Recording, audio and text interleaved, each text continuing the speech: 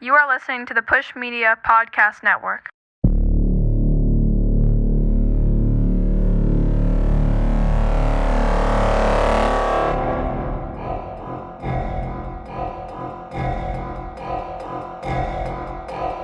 This is good shit.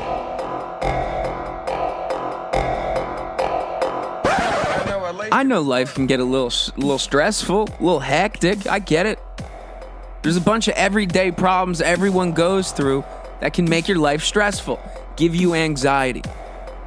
Normal, everyday problems, like the threat of an impending global war started by Russia. You know, things everyone goes through. You know, issues like inflation rising astronomically with no signs of it ever stopping.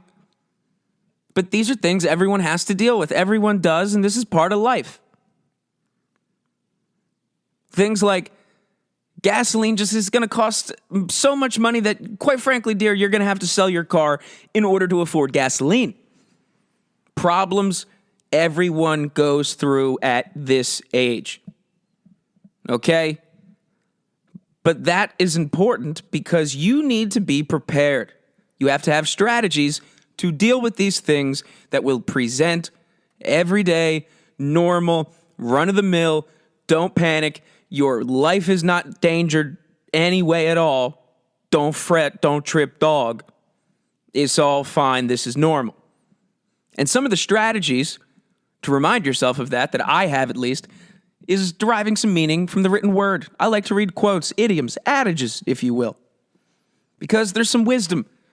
If you look into the quotes, the sentences from history, there is a few men and women who had some good ones, a few good motherfucking thoughts, and they thankfully put them to pen and paper. And it was today I came across an old French idiom, if you can believe it, a French saying. Now, this French saying goes a little something like this. Je blâme le sandwich une plaie, which, when roughly translated to English, and remember, please keep in mind, this is a very, very ancient French text. This is very likely difficult for scholars today to be able to translate with 100% accuracy. But scholars today can confirm that the ancient French adage, Je blâme le sandwich une plaie, roughly translates to, I blame the chicken sandwich. You silly hoe. Now, was that a bit of an excessive bury the lead opening part of a joke? Probably, sure. But je blâme le sandwich une plaie, bitch. Because French Epstein got motherfucking regular Epstein killed, okay? And of course, who I'm talking about is a fella named Jean-Luc Brunel.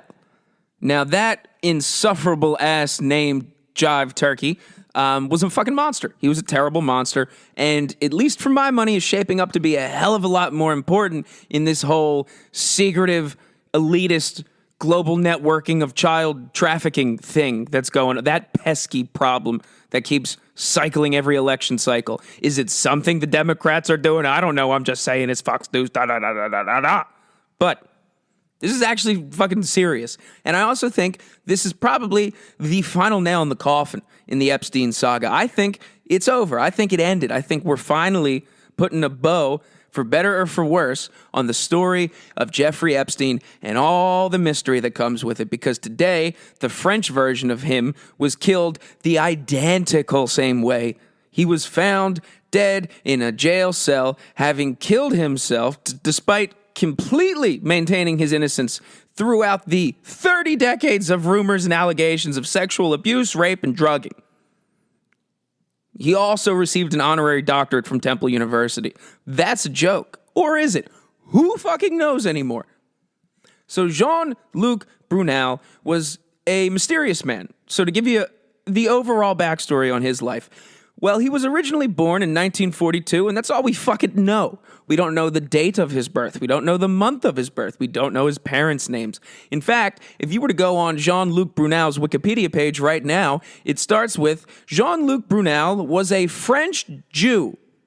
I'm not fucking kidding. I'm not being anti-Semitic. I am reading to you verbatim what's on Wikipedia right now. And if you wanted to know another interesting fact about his Wikipedia page, it didn't exist until, 12 hours ago when he fucking died the exact same way. And what I mean by that, of course, is asphyxiating himself to death with prison bed sheets specifically designed to be incapable of use when trying to asphyxiate yourself to death. So it's pretty motherfucking suspicious to me that you were able to do that twice. What are the odds that and I'm not going to just randomly assume the specific brand maker of these sheets are the same in these two separate prisons, but let's just say they are. Let's say Bolin Branch sheets, or whatever the fuck sheets Ben Shapiro keeps hacking when he's tweeting about his sister's underwear. Let's say they're the ones who make these terrible prison sheets that when they are sold in mass, they have sales representatives go to people that own privately owned prisons that just lock up their buddies for fucking their own kids, probably. Who fucking knows at this point? When these sales executives meet with these private prisons owners, they say, listen, our sheets are the best because you don't have to worry about dead bodies clogging up the pipeline in your privately owned prison. Your prison inmates will be incapable of killing themselves, sir, with our Bowling Branch bed sheets. That's our guarantee. These are non-kill-yourself bed sheets. Our guarantee, 100% satisfaction, no dead billionaire pedophiles. Well, Bolin Branch, get ready for a class action lawsuit because the royal families or someone else is probably fucking pissed off. Mossad, I don't know. But the more you look into this French Epstein fella, it gets a little more suspicious. How about the fact you cannot, for the love of Christ, for the love of all that is holy in this world, find any information online about this man's backstory other than the fact he was born in a year, and that's it. Literally, his Wikipedia page has 1942 as his birth date. Do you realize how strange that is? Wikipedia has multiple birth dates listed for people from thousands of years ago because the consensus in the academic world was unsure. And you mean to tell me some French Epstein cokehead, we were unable to lock down the exact date he was born, his birthday? We couldn't find his birth certificate? We couldn't find that? Well, the only other people that would have access to that is every fucking global government, apparently. So this guy is important, not only because his origin is highly suspicious as fuck, but because his history in business is pretty shady. Like going into business in the 1980s with his brother Arnaud Brunel and starting the talent management company called Next Level Management. Now, Next Level Management was created after it partnered with a woman who owned a different modeling agency named Faith Cates. So this talent agency, Next Level Modeling, Next Level Talent, Next Level Management, there it is, was successful. It continued to grow a little bit. They began to diversify their business, and the two Brunel brothers, their business went mostly into the modeling world. It went into the world where at least one, but maybe both of the brothers would have to. It would be their job to travel the world, to go to every single unchecked Czechoslovakian village looking for attractive women or girls who might be the next top model. And Jean-Luc was kind of fucking good at it. He discovered Mila Jovovich, the girl from Resident Evil, you nerd. He discovered her. The girl who was the star of Ugly Betty was originally a model who was first discovered by Jean-Luc Brunel. Isn't that a little interesting? So the man did his job. No one's questioning that he was good at his job, okay? So they have this modeling agency where Jean-Luc's going around the world just finding, undiscovered talent, to put it motherfucking mildly. And in this process, he met a woman by the name of Ghislaine Maxwell as early as 1988. A little suspicious because, as we all know, Ghislaine Maxwell comes from the royal family of Mossad that specializes in honeypots. Very interesting now that we know that. So this guy who owns a modeling and talent agency where he travels the world handpicking talent to rape, he met the lady who might be the madam of the greatest honeypot family of all time for Mossad, who does this type of shit. And we do too, because we give a lot of fucking money to Israel, because we have to, because we need an Israel if we don't want the Middle East to blow up the rest of the world. It's a very complicated issue. The dynamics are not simple. It's very nuanced. But regardless, maybe we don't have, networks of children being trafficked in the sake of preventing global calamity all the time. You fucking weirdos. So Jean meets with Ghislaine, and it is through Ghislaine he is then introduced to Jeffrey Epstein and begins a professional relationship with him.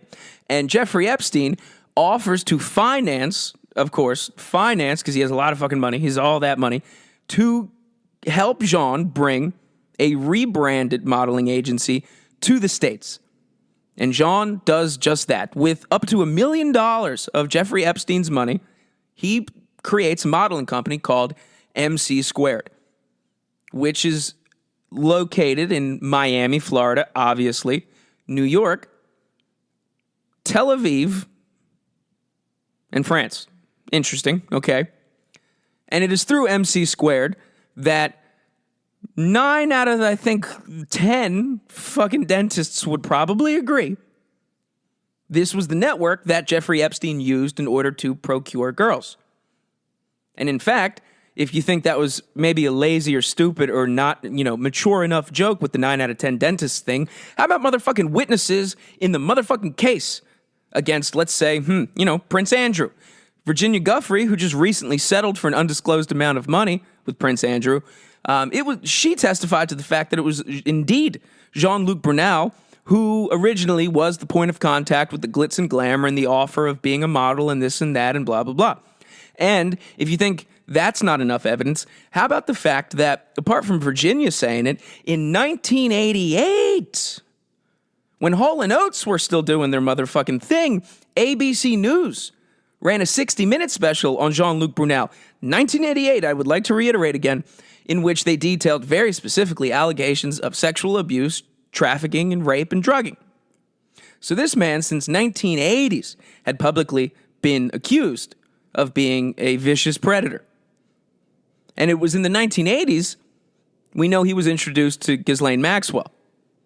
And it was in 2000 at the earliest we can confirm that Jean-Luc entered into a business relationship with Jeffrey Epstein. Which, if I'm Maxwell and I'm the mistress of honeypot and hose, I'm thinking, all right, this Jean-Luc guy, he might be a very useful asset. He might be very useful indeed. But we need to vet him. We can't jump right into bed, so to speak. All pun intended for this instance, I guess. We gotta see how he moves. We gotta watch how he conducts business. And once he did enough things right, or he did enough things morally wrong in front of other people and cool with doing it, they deemed him capable of being a valuable asset. So they introduced him to their other fucking American stateside bozo asset named Jeff, the math teacher from Queens who became a billionaire who fucked kids on an island and was really good at math. So they link up. And Jeff's like, hey, I love what you're doing here. I really appreciate modeling. The nuances of lighting and photography, they're very important to me. Has nothing to do with my egg-shaped penis. I would like to give you $1 million to make more modeling agencies in hot spots of intelligence around the world. Is that cool? And Jean was like, totally, bro. Let's do it. Only in French. And do what he did. Now, Next Level Management, which was the business he originally set up, the titled business with his brother, Jean-Luc, that is, and Arnaud, the lady that he partnered up with originally to use capital before he met Epstein to start his business, like I said, was a woman named Faith Cates. Now, Faith Cates, it has been confirmed, and this is a weird left turn, was and is still a friend of former treasurer Steve Mnuchin, the guy who looks like John Oliver and gave us all $1,200 when Trump was president. Because it was a story a couple months ago in which I think it was the New York Post or someone who cares pointed, I'm telling you now, who gives a fuck what the Post is saying? It's not what you heard, it's what you're hearing. There was a story in which it revealed that the former treasurer, Steve Mnuchin, was listed as, it's a very fanciful long title. The long and short of it is Steve Mnuchin was listed as the official point of contact for all government-related, business dealings between Next Level Management, the business that Jean-Luc and his brother Arnaud set up and was partnered originally with Faith Cates. Stephen Mnuchin was listed as the government point of contact for that business. Very strange. And of course, Stephen denied that, having claimed that they must have just listed him. That might be normal in the process. He never met them and never did any dealings with them. But he also 100% admitted to being a close friend of Faith Cates. That seems weird. Hey, close friend, did you know I worked for this business for 10 years that, stole children from villages near the Ukraine? Nope. No, all right. Maybe I'm just being crazy. So that's a little suspicious out of the gate. And then this gets good. So Jean-Luc and his buddy, Jeffrey Epstein, were having a grand old time until people started to run their mouth too much. And that's proven. I mean, Jean-Luc's on the flight logs over 20 times, maybe more than anyone other than Ghislaine herself, who was probably the fucking kingpin of the operation. The more you look at it, the more that just has to be the case. So Jean-Luc, Jeff, having a grand old time. Grand old time indeed, until Jeff gets in a bit of hot water. And it is at this point, Jean-Luc flips on the American version of himself and randomly sues Jeffrey Epstein for defamation. Despite me being on your plane 20 times, several pictures of me coked up in bad clothes, hanging out on your jet, all of the official legal testimony of women saying I'm the guy who kidnapped me first and gave me to him. Despite all of that, you suddenly, the second Jeff gets in hot water, publicly maintain innocence and, in fact, go so far to sue Jeff because his reputation is now damaging your line of totally morally upright modeling business. Notwithstanding the dozens of sexual assault allegations that have plagued you since 1988. A little strange. And then, once he realizes he's not going to win his defamation case, and then the French police were like, we're French police, we're the Pink Panthers, we're here to ask you some questions about the kid rape. He fled to South America, which is kind of like a hallmark of all supervillains, I think, if history has taught us anything. If you're looking for someone who has committed a crime against humanity, odds are it's the gringo in the big hat near Belize or some shit like that.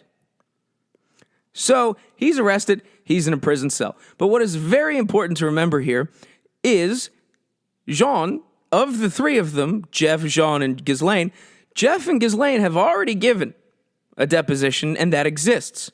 Jean has not. Also, Jean, if we are to just use our fucking heads, is clearly the man whose role was to jet set, travel the world, actually find the women, which at the bare minimum proves that this operation is a heck of a lot bigger than any of us probably thought. They're going around the world. And then to make matters a little bit weirder, this same man who was, up until recently killed himself sitting in a prison, there were letters released during one of the legal proceedings in which Jean wrote to Jeff saying, we'll have a tutor there who can help you as you continue to learn Russian. And it was also confirmed by many of the girls who testified that Jean or had some people at Next Level Talent Agency were always trying to teach these girls Russian. Russian was a very important language. I know you're here to fuck math teachers from Queens who are billionaires with private islands, but we also need you to learn Russian. That's a weird day at work. So that's a weird thing. But to make matters even weirder, we have proof of a letter written by hand from Jean to Jeff talking about a tutor that he's not going to fuck. Literally just someone who's going to educate him on how to learn Russian. Because Jeff was learning Russian. That was very important. Now, why would anyone learn Russian? Because we've already said, if you've seen Russian, especially written down, it's fucking scary. It's terrifying. It looks like a Rorschach test of language. It's bad. The only reason someone would learn Russian is because they have to, or because they're working for them, or because they got talked into working for them, and now they have to learn Russian. That seems kind of likely to me. All right, you think I'm being a crackpot? Let's make matters even motherfucking weirder. So after Jeff first got in hot water publicly, and Jean started to turn on his old pal publicly as well, before he filed his defamation lawsuit, he also took the modeling company that Jeffrey funded, EMC squared or whatever. And it's important to remember that a lot of these people, when they own businesses, they reshuffle the names, so it's hard to keep track of. And it's kind of like, almost like a duh, really? That's what they do? But yeah, and it works because it's working on me right now. But Jeffrey Epstein gave Jean money to start a modeling agency stateside, which was called EMC squared. Ha ha ha ha ha. what's important is once Jeff caught a lot of public attention and Jean had to shit on him publicly, he started to liquidate EMC Squared and sell off their assets. And after he did that, he was then attached to the development of two new modeling agencies. These two modeling agencies were called Infinity Modeling in New York, which is strange, but whatever. And the second modeling agency that Jean was involved in after publicly being confronted with the fact he knew Jeffrey Epstein, and this is what he did. He ran modeling agencies that really weren't modeling agencies, if you catch my drift. He literally helped bring about a new modeling agency in 2016 called Mother Knows Modeling Agency, based out of none other than Kyiv, Ukraine. What the fuck? So we got a guy who owns modeling agencies who has decades of sexual assault allegations against him, having met Ghislaine Maxwell in 1988, introduced to Jeffrey Epstein in 2000, spent over a decade traveling the world, handing him women to abuse, only to jump ship the second Jeff gets caught. And in the meantime, launches more differently named talent agencies in places like Kyiv, which could be the Plymouth Rock of World War III. And all of this before he was able to give a deposition. That's a little strange, man. That's a little crazy. These French, gotta get them in check. The fucking former the treasurer is linked to this. They were trying to teach them Russian. I didn't know that. That's the first I've ever heard this shit. Did you know that? Did you ever hear they were trying to teach them Russian? That adds a whole new element to this. If Russia is involved in any of this, which I'm starting to think a hell of a lot more than any of us realize, that's really bad. Because when did the Cold War ever stop? Did it ever? It might have just been happening, catning, and now it's about to go hot. These are a bunch of weird, bad, strange little news stories, but news stories intersect because there's only one fucking place for the things to happen. Earth, here, the world. And things don't happen in a bubble. There are no coincidences. So when the Ukraine, specifically Kyiv, we every other day, despite some people just gleefully not believing it, they're so fucking convinced they're not getting tricked by anything. They're getting fucking tricked into thinking the Ukraine-Russia thing's not all that serious. It's just Russia slowly inching closer to Europe and the Western world. But it's all made up. Biden's making too big a deal out of it. Biden's right in this situation. How about that, fucker? How about that? Biden's right. Well, he's wrong, and he's not saying anything right. But, Russia's serious. I mean, pay no attention to the fact his son has ties to Russian mobsters and gangsters who may or may not have ties to the fucking French Jeffrey Epstein, but that's besides the point. I mean, at least there is going to potentially be a war. I mean, that is 100% true. So don't ever find yourself getting sucked into this thinking like it ain't a big deal. That's what Russia wants you to think. I think Russia's... Man... I'm not ready to admit maybe I miscategorized the intelligence level of Russians because, again, still Russian. But they're getting good at this mind game shit, man. I don't know what to fucking make of any of this. The children who were trafficked to the island in the Atlantic where the rich and elite abused children were being taught Russian by a man who set up fake modeling agencies after meeting an intelligence honeypot specialist and taught them all Russian. Hey, also Russia about to start World War III. Entirely unrelated. je blâme le sandwich au poulet. I mean, this is fucking... When does this shit stop? It's probably not intelligent of me, honestly, the more I think about it, to keep wanting to find out more about this. Because what good can really come of it? What good can I learn? Best case scenario, I maybe get to find out one certain thing, one certainty, one thing, one tad bit of information goes from probably what happened to, no, this is exactly what happened, and then that's it. And all that'll probably do is just open up an entire other world of possibilities in my head, which will make the matter even more, frustrating. That's probably best case scenario. Worst case scenario is they just fucking kill me. Because, they killed him.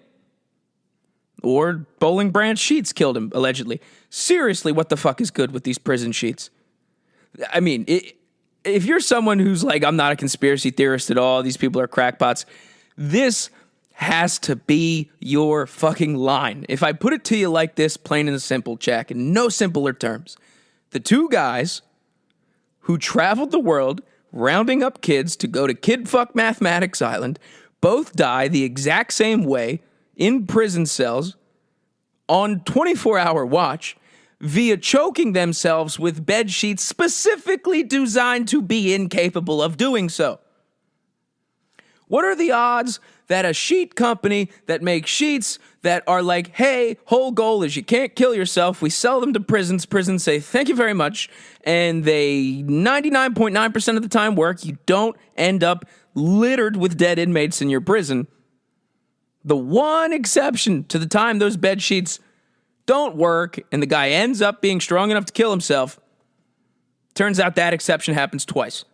Turns out that exception happens twice to two of the most high-profile people who have been inmates for the last decade.